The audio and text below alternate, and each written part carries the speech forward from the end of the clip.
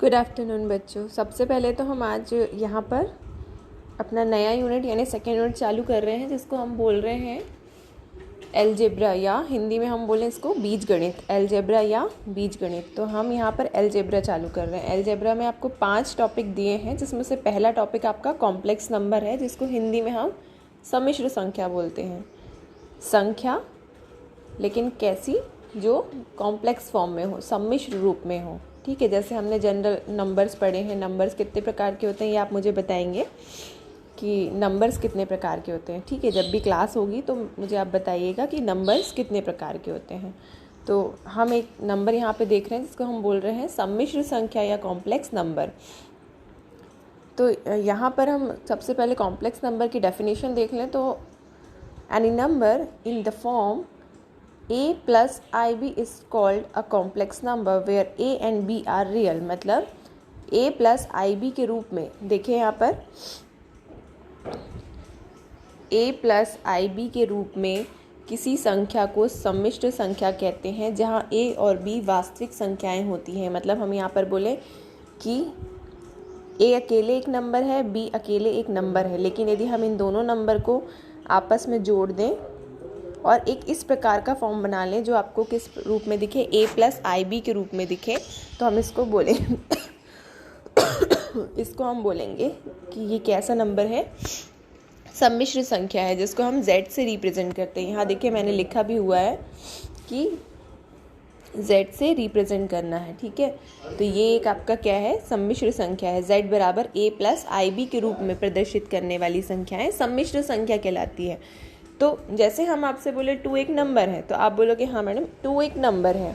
ठीक है, 3 एक नंबर है, लेकिन यदि हम इसको इस प्रकार से जोड़ दें कि इसका एक भाग वास्तविक हो और दूसरा भाग काल्पनिक हो, एक भाग वास्तविक हो और दूसरा भाग काल्पनिक हो, यानी रियल नंबर और इमेजिनरी नंबर, यानी 2 प्रकार के नंबर हों जो आपस में किससे जुड़े हों, एडिशन वाले ऑपरेशन से जुड़े हों। ठीक है, तो दोनों नंबर कैसे थे, 2 और 3 की बात करें तो रियल नंबर थे, लेकिन 3 के साथ यदि हमने आई को इंक्लूड कर दिया, आयोटा बोलते हैं जिसको हम, और आपस में ये दोनों नंबर को बना दिया, तो ये क्या कहलाता है, आपका कॉम्प्लेक्स नंबर कहलाएगा। ये पूरी संख्या आपकी सम्मिश्र संख्या, यानी ऐसी संख्या जो मिश्रित रूप में आपको प्रदर्शित की गई हो। ठीक है, आई को हम आयोटा बोलते हैं। जिस भी नंबर के साथ आई लगा होगा उसको हम बोलेंगे काल्पनिक संख्या, और जिसके साथ आई नहीं लगा है उसको हम बोलेंगे वास्तविक संख्या। तो सम्मिश्र संख्या के 2 भाग होंगे, काल्पनिक और वास्तविक।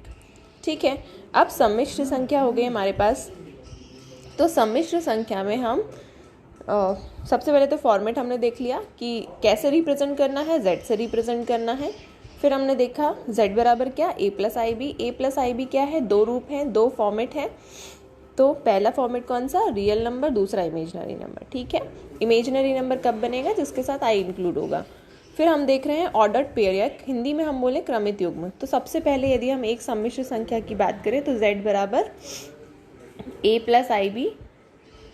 यदि एक सम्मिश्र संख्या है तो इसका ऑर्डर्ड पेयर हम लिखेंगे a और b।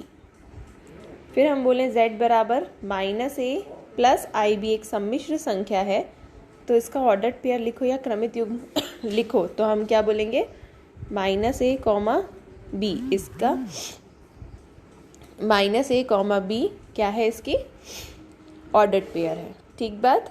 फिर हम देखें कि हमने एक कॉम्प्लेक्स नंबर ले लिया, z बराबर minus a minus i b. अब इसका ऑर्डर्ड पेयर लिखना है या क्रमित युग्म लिखना है, तो क्रमित युग्म क्या होगा इसका, माइनस a माइनस b। फिर हम बोले कि z बराबर a माइनस आई बी का ऑर्डर्ड पेयर लिखो या क्रमित युग्म लिखो, तो आप बोलेंगे इसका क्रमित युग्म ऑर्डर्ड पेयर है a माइनस b। फिर देखो